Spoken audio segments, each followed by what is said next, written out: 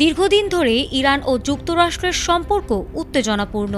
পারমাণবিক কর্মসূচি, আঞ্চলিক প্রভাব বিস্তার এবং মধ্যপ্রাচ্যে মার্কিন স্বার্থকে কেন্দ্র করে দুই দেশের মধ্যে অবিশ্বাস গভীর। এরই মধ্যে ইরানকে ঘিরে সাম্প্রতিক রাজনৈতিক ও নিরাপত্তাজনিত উদ্বেগ পরিস্থিতিকে আরও জটিল করে তুলেছে। বিশ্ব যখন ইউক্রেন যুদ্ধ, গাজা সংকট আর মধ্যপ্রাচ্যের অস্থিরতায় টালমাটাল, তখন ইরানকে নিয়ে নতুন এক পরিকল্পনার কথা জানালেন স্বয়ং মার্কিন প্রেসিডেন্ট ডোনাল্ড ট্রাম্প।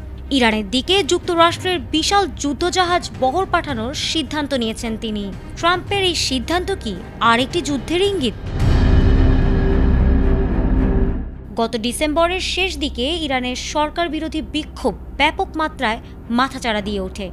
ট্রাম্প সে সময় বলেছিলেন, ইরান যদি বিক্ষোভ দমনের নিষ্ঠুর পন্থা অবলম্বন করে তাহলে দেশটিতে ফের সামরিক অভিযান হতে পারে।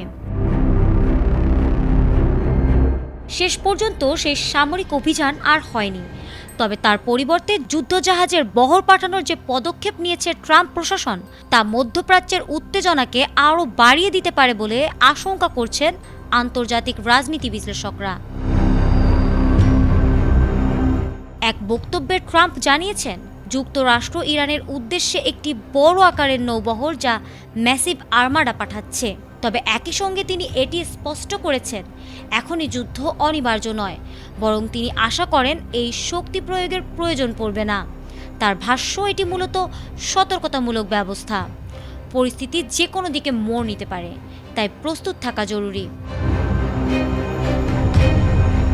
বিশ্লেষকদের মতে এই নৌবহর পাঠানো সরাসরি যুদ্ধ ঘোষণার চেয়ে বেশি কূটনৈতিক চাপ তৈরির কৌশল। এতে একদিকে ইরানকে শক্ত বার্তা দেওয়া হচ্ছে, অন্যদিকে যুক্তরাষ্ট্র তার মিত্রদের আশ্বস্ত করছে যে তারা পরিস্থিতির ওপর পূর্ণ নিয়ন্ত্রণ রাখতে প্রস্তুত। তবে এই শক্তি প্রদর্শন কি সত্যি উত্তেজনা কমাবে, নাকি ভুল বোঝাবুঝির মাধ্যমে নতুন সংঘাতের পথ খুলে দেবে? ফারহানা হক, এটিএন বাংলা।